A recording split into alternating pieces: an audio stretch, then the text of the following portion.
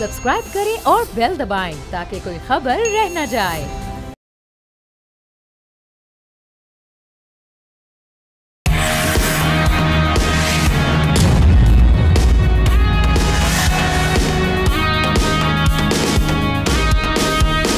अस्सलामुअलैकुम जी, तमाम नाजरीन को मेरी और न्यूज़ पंच की पूरी टीम की जानिब से मीठी ईद की ढेरों खुशियां मुबारक हों।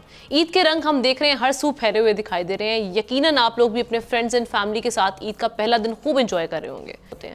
तो हम आज का जो प्रोग्राम है हमारा न्यूज़ पंच ईद ही की मुनासबत से पेश कर रहे हैं, जिसमें आपके हर दिल अजीज़ पैनलिस्ट से सियासत और संजीदा मौज़ूआत से हटकर कुछ हल्के फुल्के दिलचस्प और मज़ेदार टॉपिक्स पर हम गुफ्तगू करेंगे। तो खबरों, ब्रेकिंग न्यूज़, करंट अफेयर्स की दुनिया में गुम रहने वाले हमारे सीनियर तरीन सहाफ़ियों से जानते हैं कि उनकी ईद कैसी गुजरती है और बचपन और आज की ईद में क्या फ़र्क महसूस करते हैं। पैनलिस्ट का मैं तारुफ करवा देती हूँ। नज़ीर लगारी साहब हमारे साथ मौजूद हैं, डॉक्टर दानिश साहब हमारे साथ मौजूद हैं, एहतशामुल हक साहब और शहजादा जुल्फ़िकार साहब। आप सबको मेरी तरफ से ईद मुबारक हो। सबसे पहले खैर मुबारक। चलें जी, आपको भी ईद मुबारक। आपको भी थैंक यू सो मच, खैर मुबारक और बहुत बहुत मुबारक हो भाई सबको जी। बाकी आप सबको भी ईद मुबारक। चलें, ज़बरदस्त। मैं आगाज़ करूंगी आज की बल्कि आपके आमना आपके तवज्जो से हम अपने सारे व्यूअर्स जो हैं जो हमें देखते थे और आज भी देख रहे हैं उनको भी ईद मुबारक। बिल्कुल बिल्कुल सही बात आप कर रहे हैं। हमारे तमाम व्यूअर्स को हमने ईद विश कर रहे हैं बहुत ज़्यादा, और अल्लाह करे ये जो ईद है ये बड़ी अच्छी धूमधाम से खुशियों के साथ गुजरे। लगारी साहब आपसे आगाज़ करती हूँ, ये बताएं कि 1960 और 2024 की जो ईद है उसमें फ़र्क क्या है? इतना ही फ़र्क है जितना ज़माने का फ़र्क है। और देखें, आप 64 साल पहले की बात कर रही हैं और बहरहाल मुझे 64 साल पहले की ईद याद है। अच्छा, ज़बरदस्त।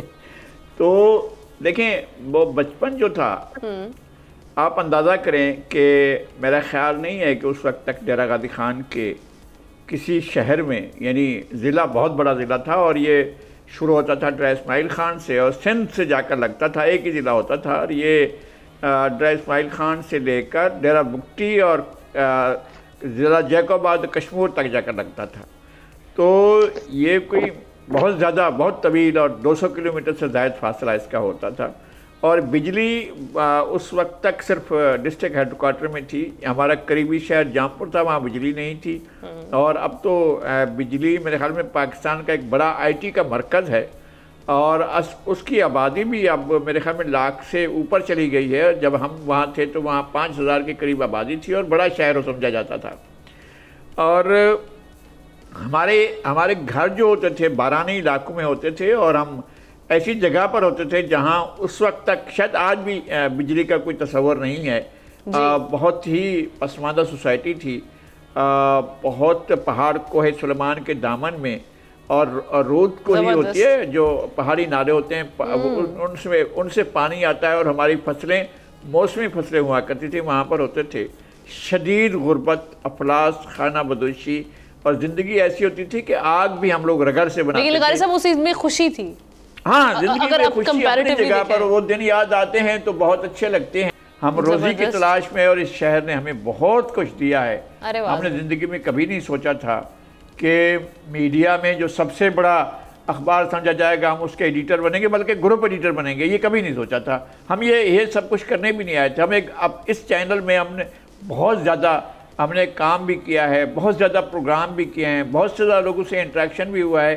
तो हमारा ज़िंदगी मुसलसल जो 1960 से आपने कहा है, अगर उससे भी पहले से गिने जो हमारी यादें हैं, तो मैं समझता हूँ कि मरहलावार हम आगे बढ़े हैं। हमने रगड़ से आग बनाने से यहाँ पर पहुँचने तक और दुनिया के बेहतरीन तहजीबी मराकज़ तक जाने तक हमने जो भी चीज़ देखी है वो हमारे वतन ने दी है, हमारे मुल्क ने दी है और हमें इसी सरज़मीन से मिला है। हम बाहर नहीं जा सके और नहीं हमने बाहर जाकर कमाया। हमने जो कुछ किया है वो यहाँ पर किया है, जो भी मेहनत की है ज़िंदगी में ये किया है। और ऐसी हमेशा एक नई खुशी के साथ होती है। मेरे बच्चे बाहर हैं, वो यहाँ आए हैं, तो मुझे उनकी खुशी है कि मैं उनके साथ हूँगा ईद गुजार और मैं अपनी फैमिली के साथ। जी, बहुत अच्छा लगा। ज़बरदस्त, बहुत अच्छा। एहतशाम साहब, आपकी ईद कितनी पुरानी है? अगर आपको अपनी पहली होशो हवास वाली ईद याद हो, वो किस तरह की ईद थी उसमें किस तरह, क्योंकि अब जिस तरह से अभी लगारी साहब कह रहे हैं कि आसाइशें नहीं थी लेकिन एक खुशी थी उनमें।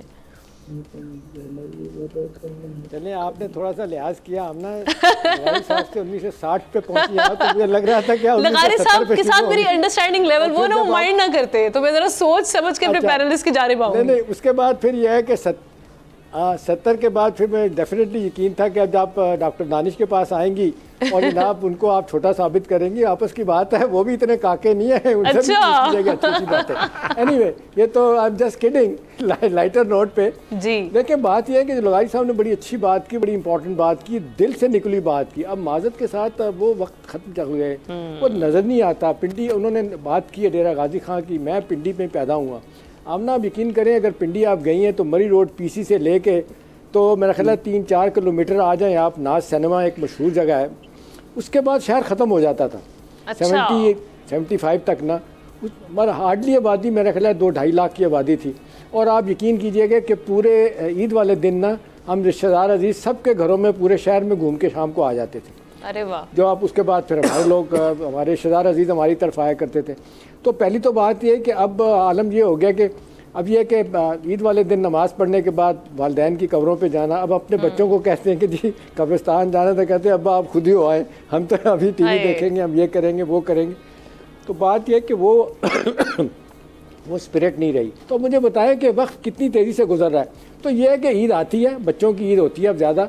अब हमारे लिए ये होता है कि चलें ठीक है, बच्चे हैं, बच्चों के बच्चे हैं, मिलते हैं, बैठते हैं, लेकिन जिस तरह पहले आमना लोग मिलते थे ना, वो चीज़ बड़ी टेरिबली मिसिंग है। हमारी तो हो गई ना, आपसे मुलाकात हो गई एहसान साहब, हमारी तो आपसे मुलाकात हो गई, आपके साथ मिल गए, हमारी ईद हो गई।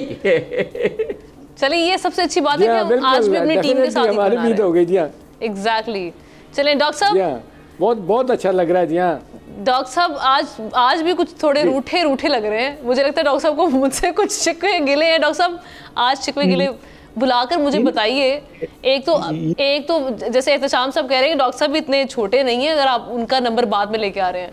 और ये जो उम्र छुपाने अपनी पता चला है, अभी तो मुझे नहीं पता था कि एक आदमी 1964 में भी ईद मना रहा था, उसको तो पता था कि इनकी उम्र इतनी है। और एहतशाम साहब ने अपनी उम्र छुपाने के लिए मुझ पे अटैक कर दिया। और आज ये मोहब्बत के साथ था, ये अटैक नहीं था, ये इससे मोहब्बत का इजहार था। मौका निकाला और जुल्फिकार से पहले जो है मुझे डाल दिया, ये कह के कि जनाब नहीं जनाब, काके आप छोटे नहीं है, जुल्फिकार ज्यादा छोटा। हम फिर एहतशाम साहब के बाद आपके पास आए ना, आपके हमने यही उम्र तो खैर इस वक्त आपसे भी कोई पूछे या लगारी साहब में तो बड़ा हौसला है, लगारी साहब में तो बड़ा हौसला है कि उन्होंने बड़े खूबसूरत अंदाज में बता दिया। बाकी मेरा ख्याल है एहतशाम साहब निकल गए और जाहिर है अक्सर लोग निकल ही जाते हैं, लेकिन बाहर वो जमाना आपने 1964 का कुछ सोच के ही पूछा होगा ना, आखिर 64 क्यों बोला आपने, मेरी समझ में नहीं आया। क्या भाई ये सारे मेहमान आपको 64 वाले लगते हैं? नहीं, हमने लगारी साहब से 60 का आगाज किया है, तो शाम साहब पे हमने छोड़ दिया और 24 तक ले आए हैं। मैं तो आपसे पूरे 64 साल के तकरीबन नहीं 60 साल के, इन्होंने 60 साल पहले की ईद के बारे में पूछा। ईद को अगर जो समझता है उसको एटलीस्ट तकरीबन 6 साल 5 साल तो होना चाहिए ना। अब आप 64 पे अगर ईद को समझ रहे थे तो इसका मतलब है कि आप और नीचे हम तो डॉक्टर साहब बहरहाल अभी भी आप जो हैं वो 30 से ज्यादा नहीं लगते हैं सर, ये बहुत बड़ी ज्यादा। बाबा कमाल कर दिया, आज ईद हो गई, तो ईद कर दिया बड़ी। अच्छा, अब रही बात आपके सुनने वालों को, यकीनन आज ईद का दिन है और ईद की जो त्यौहार है बहुत ही अहम त्यौहार है, और रमज़ान के हम रोज़े रखते हैं और उसके बाद हम ईद का त्यौहार मनाते हैं। इसमें क्या बच्चे, क्या बूढ़े, क्या जवान, सब इसमें इन्वॉल्व होते हैं किसी न किसी लिहाज से। लेकिन अक्सर मैं जब स्टूडेंट लीडर था या स्टूडेंट पे काम करता था तो एक शेर, कुछ शेर मैं पढ़ता था, आप कहें तो मैं अभी डॉक्टर साहब 4 चांद लग रहे हैं। अब इस शेर को खटाना आप ना अपने ऊपर ना ले लीजिएगा, मैं वैसे आजकल बहुत ले रही हैं। जब मैं शेर पढ़ता था तो वो स्कूल और मेडिकल कॉलेज की जब लड़कियां, जब मैं पढ़ के उठता था। आमना, आई एम टू ग्लैड कि आज डॉक्टर साहब बड़े अच्छे मूड में बातें कर रहे हैं। बिल्कुल। हाँ बाकी भाई ईद है, ईद में अगर अच्छे नहीं बोलोगे तो डंडा पड़ेगा। जबरदस्त जबरदस्त डॉक्टर साहब। आप जानते हैं, हमको मत बहलाइए। आपको ये मेडिकल कॉलेज की लड़कियां, जब मैं किसी उसमें कॉन्फ्रेंस में या आपके, जब मैं, क्योंकि मैं डिबेटर भी रहा हूँ, तो जब पढ़ता था तो अमूमन खवातीन, वो लड़कियां जो हैं, जो स्टूडेंट्स हमारे साथ होती थी, वो इस आपके इस शेर को लेने मेरे पास आ जाती थी। अच्छा। दोबारा आपको हम जानते हैं, हमको मत बहलाइए। अब हम जानते किसको हैं लगारी साहब, मैं वाकई आप चारों में से किसी को नहीं जानता हूँ, तो ये मत सोचिएगा। आपको हम जानते हैं, हमको मत बहलाइए। वादा करना है तो कर लीजिए, कसम मत खाइए। और ये ना पूछें आप मेरे दिल में कितने जख्म हैं, और ये ना पूछें आप मेरे दिल में कितने जख्म हैं और कितने तीर हैं तरकश में, ये फरमाइए। अरे वाह। आपको इसरार है तरके ताल्लुक पे खैर तो खैर। देखिए, शेर पढ़ने का भी एक तरीक़ेकार होता है। अच्छा शेर, वो कहते हैं ना कि शायर इंतहाई फजूल शेर पढ़े, लेकिन अगर वेल नोन है तो लोग कहते हैं वाह वाह वाह वाह। और अगर शायरी बहुत अच्छी है लेकिन एक नया आदमी पढ़ रहा है तो लोग जो है उसकी इतनी तारीफ नहीं करते। बहरहाल, तो कहते हैं और कितने तीर हैं तरकश में, ये फरमाइए। आपको इसरार है तरके ताल्लुक पे तो खैर, घटाना जी। आपको इसरार है तरके ताल्लुक पे तो खैर, आपके कुछ खत है मेरे पास लेते जाइए। अरे वाह, जबरदस्त जबरदस्त। मुस्कुराहट और मुस्कुराहट रोकिए, मुस्कुराहट रोकिए, नजरें झुकाकर बैठिए। आप कैसे जाने महफिल हैं, जरा शर्माइए। अरे वाह वाह वाह। तो एक लाइटर मूड डॉक्टर साहब ने जबरदस्त, आज आपने ना महफिल लूट ली। डॉक्टर साहब, आप खामोश गो हैं, मुझे पता है। आपका एक वो है स्टाइल है, आप बैठ के पहले सबकी गुफ्तगू सुनते हैं, अपनी टर्न पे बोलते हैं, जो हम आपको ऑब्जर्व करते हैं। तो नहीं है, कम गो है, कम गो, एग्जैक्टली कम गो है, और वो अपनी टर्न आके। लेकिन आज आपको पार्टिसिपेट करना पड़ेगा भाई। आज आपको जिस तरह से हम सब देख रहे हैं कि हमारे पार्टिसिपेंट्स लुकमे दे रहे हैं एक दूसरे को, आपको भी करना पड़ेगा। और शहजादा, मैं आपको कहूँगा आज जिसको टकरना आप टकर जाए आप। और जी बोलें। नहीं नहीं नहीं नहीं नहीं, सब आज मैंने बिल्कुल बहुत, जो लगारी साहब ने आगाज़ किया उसका, लगारी साहब ने बिल्कुल ओपन रिमार्क्स, जिस तरह ओपनिंग रिमार्क्स दिए, और डॉक्टर साहब ने और इत्तेशाम साहब ने, हम बिल्कुल मैंने एंजॉय किया, बहुत अच्छा। बहरहाल ये एक बात बिल्कुल कॉमन है सब में। अब हर किसी से आप पूछें, शायद इकोनॉमिक परेशानियां हैं, शायद और वो है, लोग यही समझते हैं कि अब ईद का मज़ा नहीं रहा। पहले क्लोजनेस थी दोस्तों में, दोस्त भी फैमिलीज़ की तरह थे, हमसाए फैमिलीज़ की तरह थे। नेबरहुड में आप चले जाते थे, पूरा दिन ईद का दिन आप एक दूसरे के घर, उनके बच्चे आपके घर, आपके बच्चे उनके घर, ये सारा एक चलता था। लेकिन अब वो कहते हैं कि पैसा भी है लेकिन खुशी नहीं है। बड़े बंदे से पूछे, किसी के पास पैसा है, सब कुछ है, वो भी रोता है, मोहब्बत को तरसता है। अपने लोगों जो हैं अजीज़ अकारिब, उनसे वो गिलामंद है और शिकवे शिकायत उनको हैं। और छोटा बंदा जो है बेचारा, वो तो रोटी की तलाश में होता है, वो अपने तौर पर करता है। लेकिन बहरहाल ये एक ईद आती है, लोग जितना भी गिलामंद हो लेकिन ईद मनाते भी हैं, एक दूसरे से मिलते भी हैं। पहले तो एक दूसरे के घर जाते थे, वहाँ घंटों वो बैठते थे, गुफ्तगू करते थे, गुजारते थे। अब फ़ोन पर, अब एक तो व्हाट्सएप ने ये काम कर दिया, जो लगारी साहब कह रहे थे उस वक्त की। जी अब मैंने आपको, जितने मेरे ग्रुप में, एक तो व्हाट्सएप ने 5 से ज़्यादा आप किसी को भेज नहीं सकते हैं। पहले तो आप 20 को इकट्ठा भेज दिया करते थे। 5 दफ़ा जो है 100 लोगों को, अच्छा गाना गाते हैं जुल्फ़िकार साहब। 100 लोगों को आपने भेज दिया। अब जो है 5-5 लोगों को भेजते हैं। लेकिन ये है कि अभी व्हाट्सएप तक ईद रह गई है। इतना हम वो नहीं करते हैं कि कॉल करके कह दें कि लगारी साहब अस्सलाम वालेकुम, क्यों। और ये भी है कि लगारी साहब को अगर कोई फ़ोन करे, मुझे कोई फ़ोन करे, मिस हो जाए, वो कहता है अच्छा ठीक है, वो फ़ोन करेगा या नहीं करेगा। बस अब व्हाट्सएप तक रह गया, हम दूर दूर जहाँ भी हैं। वरना पहले टेलीफोन के वो जो लोकल टेलीफोन होता था पीटी सेल का, अगर कोई लंदन में भी है उसका इंतज़ार होता था कि वो फ़ोन करेगा, और फिर सब एक एक करके हर शख्स कोशिश करता था कि हमारी बारी भी आ जाए, हमने बात करनी है। अब तो हम देखते हैं सबके पास मोबाइल भी है, लेकिन अगेन आप कनेक्टेड नहीं है एक दूसरे से। कड़ी आपने भी कर रखी है कि जुल्फ़िकार साहब अच्छा गाना गाते हैं। ब्रेक लेते हैं नाज़रीन, लेकिन आपने वेट जरूर करना है क्योंकि ब्रेक के बाद जुल्फ़िकार साहब हमें अपनी सुरीली आवाज़ में गाना सुनाने वाले हैं। स्टे विद अस।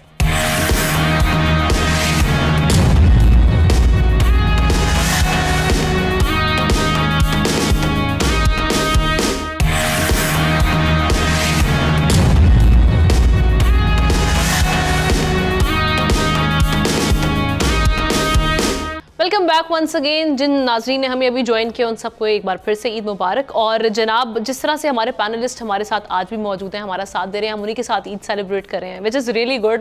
मैं क्योंकि अगर ये देखा जाए, क्योंकि मेरी ये जो टीम है ये मेरी एक फैमिली की तरह बन चुकी है मेरे लिए। सो आप जब अपनी फैमिली के बीच में होते हो तो आप बहुत ही इंजॉय करते हो, आपको क्वालिटी टाइम होता है। तो ब्रेक पर जाने से पहले डॉक्टर दानिश साहब ने एक जो रिसर्च उन्होंने बड़ा अपना वो, मैं हैरान हुई हूँ कि उन्होंने किस तरह से ये रिसर्च की है। या तो वो शहजादा जुल्फ़िकार साहब के साथ उनकी बड़ी रफ़ाकत रह चुकी है, उन्होंने बड़ा टाइम स्पेंड किया है, उनके बारे में जानते हैं, या फिर अगेन जिस तरह डॉक्टर साहब अपनी हर चीज़ के पीछे महारत रखते हैं, उनकी रिसर्च बड़ी होती है, तो ये उन्होंने रिसर्च लड़ाई है।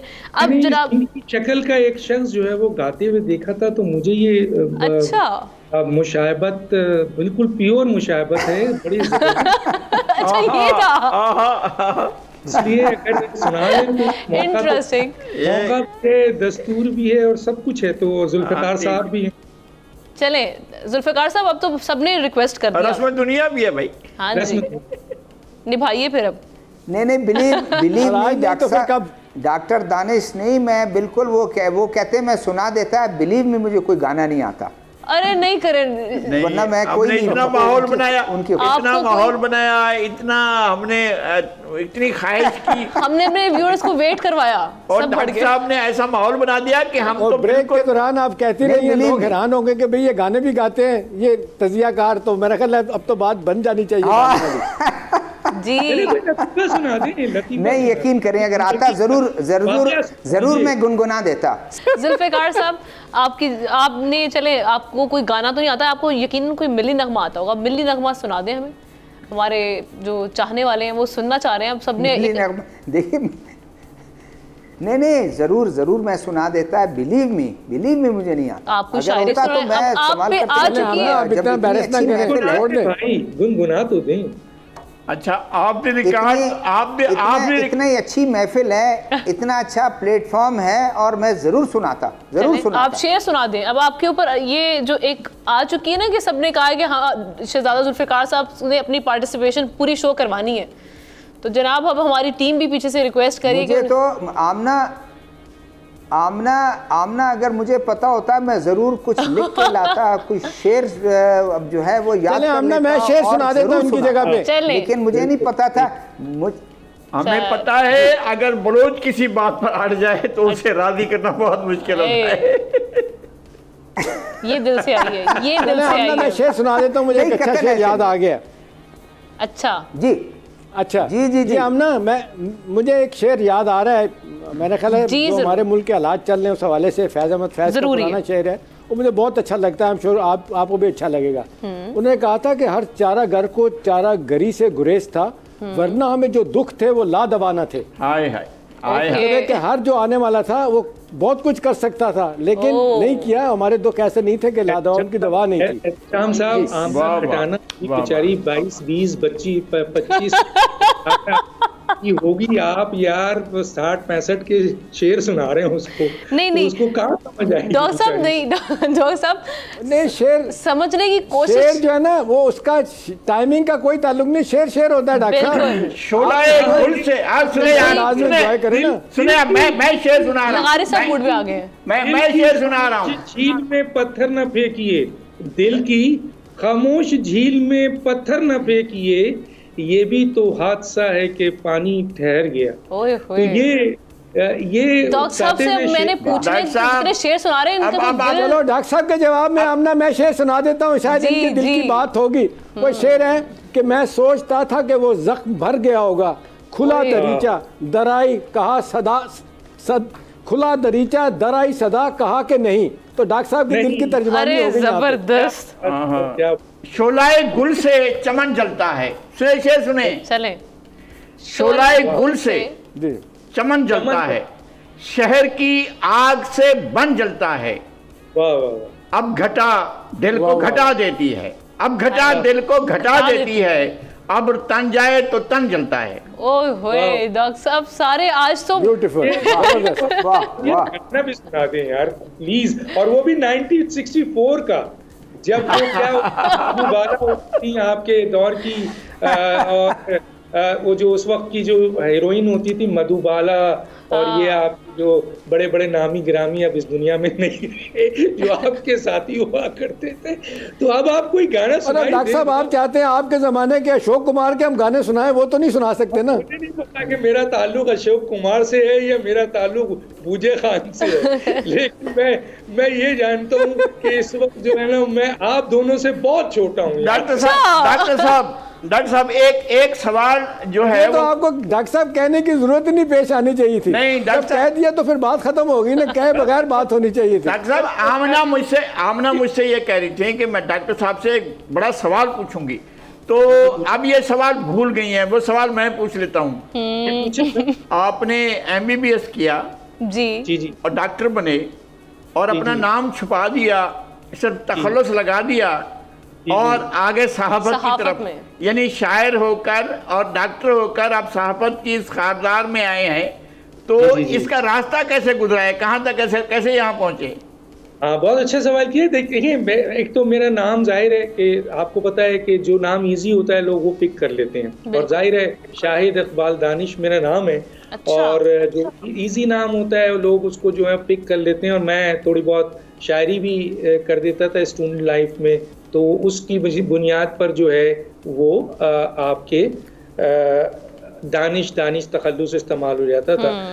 अब मैं आपको ये तो जाहिर है मेडिकल कॉलेज में जो है वो आदमी के पास वैसे तो टाइम नहीं होता है, लेकिन वो दौर होता है जो हमेशा याद रहता है। और मेडिकल कॉलेज के 2-3 वाक़यात, एक वाक़या मुझे बहुत याद है, अगर आप कहें तो मैं सुना देता हूँ। उसमें ख़वातीन ने जो है वो जो उस स्टूडेंट थी, आपको पता है कि जब मेडिकल कॉलेज में लोग दाखिला लेने आते हैं तो बाहर मुख्तलिफ पॉलिटिकल पार्टीज़ के स्टूडेंट्स जो लोग होते हैं, वो जो किसी स्टूडेंट पार्टी जो होती है वो एक अपना वो बनाती है जिसमें लोग को असिस्ट करती है, जो नए स्टूडेंट आने वाले होते हैं, तो वो नए स्टूडेंट जो हैं वो आपके उनको हेल्प करती है कि जी आइए ये फॉर्म भरिए, ये लीजिए, फीस यहाँ दीजिए, वहाँ जी ऐसा होता है। तो मैं फर्स्ट ईयर मेडिकल कॉलेज के एडमिशन के लिए जब गया तो वहाँ पर डॉ मेडिकल कॉलेज में वहाँ था जहाँ पे लोग खड़े हुए थे। तो बहरहाल मैं अपना इंटर करके जब वहाँ गया तो अपना मेडिकल कॉलेज में लोग लाइन लगी हुई थी, मैं किसी एक उसमें चला गया। मुख्तलिफ पार्टीज़ के थे, कोई PSF का था, कोई NSF का था, कोई जमात इस्लामी जमीयत तलबा का था, हमारे यहाँ एक मेडिकोज होती थी उसका था। तो मैं किसी एक में गया तो उन्होंने मुझे दे दिया वो भर के और कहा कि आप चले जाएं एडमिनिस्ट्रेशन डिपार्टमेंट। तो वो मुझे ज़िंदगी में हमेशा याद रहता है ये वाक़या, तो मैं सुना देता हूँ इसलिए कि जब मैं आगे बढ़ा तो मुझे एडमिनिस्ट्रेशन ब्लॉक तो नहीं पता था डॉ मेडिकल कॉलेज का कि कहाँ है। तो मैंने पूछा, वहाँ मैंने देखा 2 बड़ी खूबसूरत लड़कियाँ, बहुत खूबसूरत लड़कियाँ, मेडिकल डॉक्टर जो हैं वो जाहिर है हमसे सीनियर होंगी, वो डॉक्टर थी। तो हम नए नए आए थे, नए नए पंछी थे, और उन्होंने बहुत अच्छा काम किया। मैं बताता हूँ कि मैंने उनसे पूछा बड़े अदब से, जाहिर सीनियर थी, मैंने कहा जी इसका एडमिनिस्ट्रेशन डिपार्टमेंट कहाँ है? तो उन्होंने फिर मुझे कहा कि आप ऐसा करें कि एक ने मुझे मेरी तरफ देखा, कहते हैं नवे आए हो? तो अच्छा। मैंने कहा कि जी मैं अभी एडमिशन। दूसरे ने अरे बहुत ही पुख्ता, यानी फर्स्ट ईयर सेकंड ईयर गुजार लेते हैं मेडिकल तो थोड़ा सा मैच्योर हो जाते हैं एज़ कम्पेयर टू इंटर या बेचारे जो मैट्रिक वाले लोग होते हैं। हम तो इंटर करके गए थे। तो 12 नवे आए हो? मैंने कहा जी मैंने मुस्कुरा दिया, मैंने कहा जी मैं नया स्टूडेंट हूँ। कह लेंगे, फिर दूसरी बोली, ओए नहीं यार शरीफ बंदा है, इसको कुछ नहीं कहना। मैं घबरा गया, वही मैं तो एडमिनिस्ट्रेशन ब्लॉक पूछ रहा हूँ, क्या कह रहा है? उस दूसरी ने कहा पता नहीं था डॉक्टर साहब। हाँ, उसे पता नहीं था कि मैं कितना शरीफ हूँ। मैं ये जुमला यूज करते हुए सोच रही थी इत्तेजाम साहब ने, उसने मुझे कहा कि ऐसा, अच्छा दूसरी आ गई वो जरा वो थी तेज, उसने कहा नहीं डॉक्टर साहब कुछ छेड़ वो नहीं करें, आपका नाम? मैंने कहा जी मेरा नाम है। कह लगे डॉक्टर हम तो डॉक्टर से याद करते हैं। मैंने कहा जी मुझे याद है। तो कह लगे ऐसा करें सीधे जाएं, यहाँ से सीधे जाइएगा, फिर लेफ्ट जाइएगा, एक गली आएगी, उस गली से आप क्रॉस करेंगे तो उसके बाद एक सीढ़ी आएगी, सीढ़ी से चढ़कर आप लेफ्ट साइड पे जाएंगे तो एडमिनिस्ट्रेशन ब्लॉक है। अच्छा मैं चल दिया। मैंने कहा थैंक यू, बहुत बहुत शुक्रिया आपका। कह के मैं गली गया, गली से ऊपर आया, सीढ़ी आई, सीढ़ी से ऊपर चढ़ा, लेफ्ट साइड जब मुड़ा तो मैं देख के हैरान रह गया कि मैं किस जगह आ गया हूँ। तो पीछे बड़ी जोर से हंसी आई तो मैंने पलट के देखा तो वही 2 लड़कियां खड़ी हुई थी और सामने लिखा हुआ था बैतुल खला। तो मुझे ये तो मुझे वही, अच्छा आपने उसी को एडमिनिस्ट्रेशन नहीं समझा ना? मैं वापस आ गया था, इतना तो मैं समझता। तो डॉक्टर साहब उस वक्त आप क्या गुस्से के तेज नहीं थे? क्योंकि अभी तो हम अक्सर देखते हैं आप गुस्सा आपको आ जाता है। पता नहीं लाइटर नोट क्यों लोग ये समझते हैं कि मैं गुस्से का तेज हूँ। नहीं, मैं बिल्कुल गुस्से का तेज नहीं हूँ। अच्छा। हाँ, ये मुझ पे इल्जाम है। ऐसा है कि वो कहते हैं, मुझे निकल गया मेरे जहन से शेर, जिसमें ये होता है कि जाहिर है कि समुंदर की गहराई का अंदाजा जो है उसमें डूब के होता है, बाहर खड़े होके। जब आप करीब आएंगे तो पता चलेगा कि मैं बिल्कुल गुस्से वाला नहीं। चलें, जबरदस्त जबरदस्त। जुल्फिकार साहब ऐसे इरादे नहीं है डॉक्टर साहब के समुद्र में डूब के फिर आपको जाने। दो काम होता है समुद्र में डूबने से, अंदर गोता लगाने से। या तो आप गए गहराई मालूम करने के लिए हमेशा के लिए चले जाएंगे, गहराई तो मालूम हो जाएगी लेकिन आप फिर वापस नहीं आएंगे। दूसरा होता है जो निकल आता है तो फिर वो बता देता है कितना गहरा है। जी जुल्फिकार साहब, आपके लिए सवाल और बड़ा इंटरेस्टिंग सवाल है, वो ये कि आपकी जिंदगी के काश क्या है? ऐसी कौन सी ख्वाहिशात ऐसी जो अधूरी रह गई और आप वो काश बन गई हैं? वो तो कहते हैं ना कि इतनी ख्वाहिशें, हर ख्वाहिश पे दम निकले। वो तो जाहिर है जी। लेकिन देखिए बात यह है कि ख्वाहिश तो आदमी शायद इंसान हमेशा समझता है कि मैं अभी तक शायद मैंने कुछ नहीं किया, अधूरी लाइफ हो समझा जाता है। जितने भी मैं जितने लोगों के साथ बैठा हूँ, कोई अगर इस वक्त पैस में है, पाकिस्तान एडमिनिस्ट्रेटिव सर्विस में है, हमसे सीनियर या हमारे साथ, वो कहते हैं कि नहीं यार मुझे ये चूज़ नहीं करना चाहिए था, मुझे फ़ौज में जाना चाहिए था। फ़ौज में कोई लोग हैं वो कहते हैं कि नहीं जी मुझे किसी बिज़नेस में जाना चाहिए था। ये एक लोगों में वो होता है, ख्वाहिशात तो इतनी होती हैं कि वो होते हैं। लेकिन यह है कि सबसे ज़्यादा बेहतर ये मेरे ख्याल में पुरसकून ज़िंदगी उस वक्त होती है कि आप मुतमईन रहे। मैं जर्नलिज़म में कभी मेरा इरादा भी नहीं था, मैं कभी नहीं आना चाहता था जर्नलिज़म में। इत्तेफाकन जर्नलिज़म में मैं मेरा दोस्त था, मेरा यूनिवर्सिटी फ़ेलो, उसने मुझे कहा कि बलूचिस्तान टाइम लोकल अखबार है, उसमें मैंने कुछ लिखना है, वहाँ जाके हम ज़रा देखें कि कौन है कौन। मैंने कहा चले। हम वहाँ गए तो वहाँ देखा तो हमारे डिपार्टमेंट का जो जूनियर था हमसे 1 साल, वो वहाँ बैठा हुआ था। भाई क्या कर रहे हो? उसने कहा कि मैं यहाँ पार्ट टाइम काम करता हूँ। अब वो और साथ में कुछ और लोग थे, तो मैंने वो न्यूज़ रूम का जो माहौल देखा, मुझे बड़ा एक अट्रैक्शन मेरे लिए वो हुई। तो मैंने कहा चलो ज्वाइन कर लेते हैं पार्ट टाइम। वैसे मैंने ज्वाइन किया, ज्वाइन करते करते बस वो फिर यहीं कि हम रह गए। तो ख्वाहिशें तो होती हैं, लेकिन ये है कि मैं समझता हूँ कि सब कुछ होता है कि जब आप जिधर हैं उधर आप मुतमईन रहें तो आपकी ज़िंदगी भी, और वहाँ पे आप अपना 100% दें। अच्छा एक बात बताएं, आप जो हैं एक सचमुच के रॉयल फैमिली के हैं और आपका ख़ानदान शाही ख़ानदान था। आप ये बताएं कि आपने ये बताएं शहजादों की ईद कैसी होती है? देखिए ये स्टोरी क्या है? जब लास्ट ये रॉयल खानदान वाली स्टोरी मुझे सुननी है। मैं बता दूं जी। देखें लगारी साहब, जब हमारे जो बड़े बताते हैं, जिस वक्त कलात स्टेट था तो वो बताते हैं कि ख़ुद वो नहीं निकलते थे, जाते थे वहाँ, नमाज़ पढ़ी, नमाज के बाद लोग आ रहे हैं, लोग दरबार में सब अपनी अपनी जो है वो कोने में, वो सब उनको मिलने आ रहे हैं। और बड़ों के साथ बैठे कुछ देर के लिए, वरना सब अपने अपने उसमें बैठ गए। जब पाकिस्तान बन गया, पाकिस्तान बनने के बाद तमाम लोग उसी तरह आना जाना लोगों का रहा, लेकिन आज उधर भी कोई नहीं आता। कलात खुद इटसेल्फ वहाँ पर लोग अक्सर ईद कराची में मना रहे होते हैं, आधे से ज़्यादा फैमिली हमारी कराची में मना रही होती है। कलात में सिर्फ चंद लोग जाते हैं, हम भी सिर्फ जाते हैं वहाँ पर, दूसरे तीसरे दिन जाकर लोगों से मिल ली, कब्रिस्तान चले गए, बड़ों की वो उस पर फातिहा कब्र पर, उसके बाद वापस आ गए। यही ईद है सर जी। अच्छा एहतशाम साहब बड़ी देर से खामोश बैठे हुए हैं। एहतशाम साहब, आपकी जिंदगी के पछतावे क्या हैं? मुझे काश नहीं जानने, मुझे पछतावा जानना है। अच्छा देखें, पछतावा तो मेरे ख्याल है आप हम ना किसी डॉक्टर साहब कुछ कह रहे हैं। डॉक्टर हाँ ढेर सारे होंगे, बिल्कुल सही कहा। पछतावे बहुत सारे होंगे। ये सबसे बड़ा पछतावा उन पछतावों में शायद वो भी हो सकता है कि डॉक्टर साहब ने जो शेर सुनाए थे ना अपने ऊपर रख के वो हम पे आ गए, चले वो भी पछतावे हो सकते हैं। लेकिन बुनियादी सवाल इस वक्त ये है, कि आपने सवाल पूछा कि क्या चाहते थे क्या नहीं चाहते थे।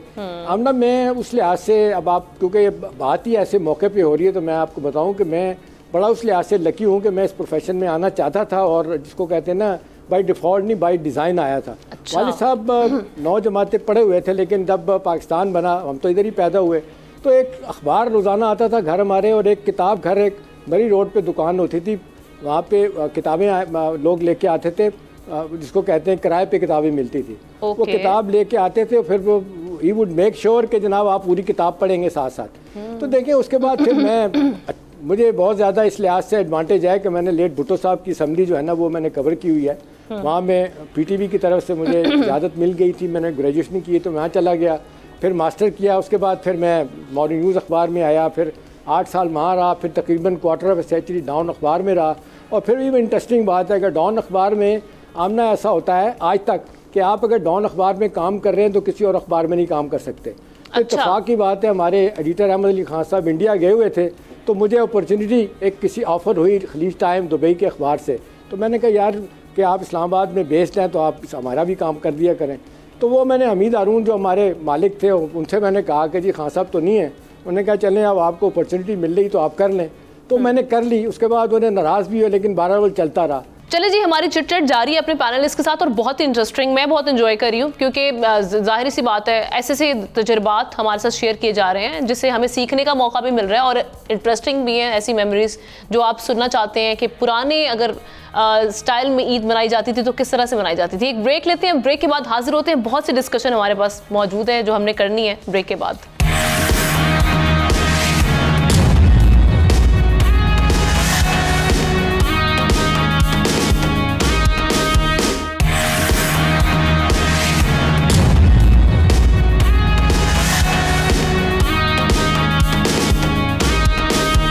Welcome back once again. Eid की खुशियां जारी हैं, अपने डिस्कशन हम आगे बढ़ाते हैं। आमना मैं उन लकी लोगों में से हूँ, पाकिस्तान में शायद मैं अकेला आदमी हूँ जिसे सबसे ज़्यादा बेस्ट जर्नलिस्ट के अवार्ड मिले हैं, जिसमें 4 APNS के अवार्ड हैं और इसके अलावा 4 बड़े इंटरनेशनल अवार्ड हैं, जिसमें ये डैग हैमरशोल्ड है, उसके बाद सिटी बैंक ग्लोबल का अवार्ड है, और फिर उसके बाद यूरोपियन यूनियन का अवार्ड है, और फिर इंडिया का अवार्ड। चले डॉक्टर साहब आप क्या कह रहे हैं? तो ये कह रहा हूँ माशाल्लाह इनको बड़े अवार्ड्स मिले, लेकिन ये जो पाकिस्तान में हमारे अवार्ड बढ़ते हैं, हाँ आपको तो नहीं मिले हैं ये अवार्ड। अच्छा चले जी। नहीं वो वाले अवार्ड नहीं है जो मिलते हैं, वो ऐसे जो बांटे जाते हैं वो ऐसा नहीं है जो बांटे गए। डॉक्टर साहब आपने, क्योंकि आप प्रोफेशन के लेटर एंटर्ड है ना, आपको पता नहीं है APNS के अवार्ड की कितनी अहमियत है, ये एक जमाने में आज तक किसकी है, लेकिन ये तो बड़ा प्रेस्टीजियस अवार्ड है। लगातार आपको APNS का अवार्ड मिला, दैट्स गुड, दैट्स ग्रेट, लेकिन जो पाकिस्तान में हमारे यहाँ जो तमगात दिए जाते हैं वो आपको पता है कि कैसे कैसे लोगों को जो पसंद के लोग हैं। ऐसे ही हमने एक बात सुनाना चाहता हूँ, मैं हमने एक बात सुनाना चाहता हूँ, जल्दी मुझे ब्रेक हमने एक बात बताना चाहता हूँ। मैं 86 में जब मुझे डैग हैमरशोल्ड स्कॉलरशिप मिला तो मैं गया यूनाइटेड नेशन असेंबली में 3 महीने के लिए। तो मैं 10 दिन के बाद मैंने फैसला किया कि यार ये मुझे 5-6 साल हुए हैं, मुझे प्रोफेशन छोड़ देना चाहिए, क्योंकि वहाँ पे 3rd फ्लोर पे क्रीम ऑफ द वर्ल्ड दुनिया की 200 सहाफ़ियों की वहाँ पे इसको कहते हैं टीम होती थी। जब मैंने उनकी वर्किंग देखी तो मुझे लगा, मैंने कहा यार मैं तो बहुत पीछे हूँ, मैं नहीं रेस्ट कर सकता। बहरहाल फिर मुझे एक वहाँ पे साउथ अफ्रीका के एक अंग्रेज़ थे कैलन बाख, उनसे दोस्ती हो गई। वो तो किसी से बात भी नहीं करते थे। बहरहाल मैंने जाके उनको इमोशनली ब्लैकमेल किया कि मैं थर्ड वर्ल्ड कंट्री से आया हूँ, आप इतने जैसे ज़हीन लोग हैं, आपके साथ मैं काम नहीं करूँगा, नहीं सीखूँगा तो कैसे। फिर उन्होंने मुझे अपने पास बिठाना शुरू कर दिया। मैं कॉपी लिखता था अपनी मॉर्निंग न्यूज़ को भेजने के लिए, मेरी कॉपी चेक करते थे। मतलब वो मेरी ज़िंदगी के 3 साल हैं जिसमें मैंने बहुत सीखा। फिर उसके बाद लर्निंग प्रोसेस तो आपको पता कब्र तक जाता है, पूरी ज़िंदगी जारी रहता है। एग्जैक्टली, बहुत ही इंटरेस्टिंग। जाते जाते खजाना एक शेर और दे। जी जी जरूर। बात करने का दिलासा देकर, बात करने का दिलासा देकर एहतशाम साहब को, उसने सुबह तक मुझको जगाया। जबरदस्त। लेकिन अपना आमना दानिश इतने चलाक आदमी है, आपको पता नहीं चलता किस वक्त सजी मार रहे हैं, किस वक्त खबी मार रहे हैं। यानी सज्जी दिखा के खबी मार रहे हैं, ये आप बोल रहे हैं। आमना जी जी आमना साहब जी, मैंने कहा आमना, मैं बात करूं, बोलिए। दानिश साहब ने कह दिया ना कि अवार्ड बढ़ते रहते हैं। वाकई मैं ये समझता हूं कि जिस तरीके से वो अवार्ड तो बांटते रहते हैं, लेकिन कहीं मुझ पर फिट ना हो जाए। मुझे प्रेसिडेंशियल अवार्ड मिला 2017 में, लेकिन I am lucky in that sense कि मेरे साथ गाजी सलाउद्दीन थे। अरे वाह। और मेरे साथ मोहम्मद इस्माइल पेशावर के बहुत बड़े जर्नलिस्ट हैं। सही। तो मैं समझता हूं कि वो हमारी जितनी जो भी हमारे 28-30 साल के उस पे थे, तो वो उसमें मुझे मिला। एंड बस वो उसमें मैंने कहा किधरी जो है वो कोई डॉक्टर साहब कह रहे हैं वाकई के वो जी। मैंने माजरत के साथ सबके लिए नहीं कहा है, लेकिन बहुत से ऐसे अवार्ड्स हैं जिसके ऊपर सवाल उठ जाते हैं। एग्जैक्टली, ऐसा होता रहे। वो मैं इत्तेफाक करता हूँ, मैं। चले, जबरदस्त, बड़ी अच्छी डिस्कशन है। अभी मैं चाह रही हूँ कि हम एक रैपिड फायर राउंड अपने पैनलिस्ट के साथ कर लेते हैं। इस हवाले से आपको 2 ऑप्शंस दिए जाएंगे और 2 से 4 मिनट है हमारे पास, हमें फिर क्लोजिंग की जाने बढ़ना है। तो मैं चाहूँगी क्विकली आप इसका जवाब दें। लगारी साहब, आपकी जानिब आते हैं। 2 ऑप्शंस हैं आपके पास। कौन सी सियासी शख्सियत आप समझते हैं सियासी तौर पर बेहतर है, बिलावल भुट्टो या मरीम नवाज? बिलावल भुट्टो से मैं मिला हूँ, और एक नहीं बहुत दफ़ा मिला हूँ। मरीम नवाज से मेरी बरह रास्त मुलाकात नहीं हुई है। मियां नवाज शरीफ से हुई है, जरदारी साहब से हुई है, डॉक्टर फारूक सुल्तान से हुई है, खालिद मकबूल से, देखिए जो आपने नाम लिख रखे हैं उनसे मेरी मुलाकात हुई है। मरीम नवाज से मिला नहीं हूँ, लेकिन मुझे उनके अंदर पोटेंशियल नज़र आता है। और बिलावल के पास एक सियासी विरासत है। और कौन इसमें बेहतर है ये बताइए, कौन बेहतर है? इधर उधर ना निकले आप। नहीं, मैं दोनों को बेहतर समझता हूँ। डॉक्टर साहब, आप भी इसी सवाल का जवाब, बिलावल या मरियम? मैं समझता हूं कि मरियम नवाज साहिबा के अंदर सियासी पोटेंशियल उन्होंने साबित किया है, उस वक्त साबित किया है जब उनके वालिद साहब जेल में थे। एहतशाम साहब, आपका वोट किसके साथ है? देखें, अगर इसी को आप यही सवाल है तो मेरा ख्याल है लगाई साहब ने कहा काबिल एहतराम है सब हमारे लिए जी, और ये डॉक्टर साहब सही कह रहे हैं कि उनकी मेहनत बड़ी है मरियम नवाज की। लेकिन आमना, अगर मुझे आप स्टेट अवे पूछें तो मैं हाई मार्क्स दूंगा बिलावल भुट्टो जरदारी को। ओके, जुल्फिकार साहब, क्विकली आपका इस पे जवाब। इनके जो उस्ताद हैं और इनके दोनों ने उनको काफ़ी, दोनों को बड़ा अच्छा एक पॉलिटिकली मैच्योर किया है। चलें जी, ज़बरदस्त। हमारे तमाम पैनलिस्ट का मैं शुक्रिया अदा करूंगी। ईद सेलिब्रेट करें अच्छे से, अपना ख्याल रखिए। कल आपसे मुलाकात होती है। अल्लाह हाफ़िज़।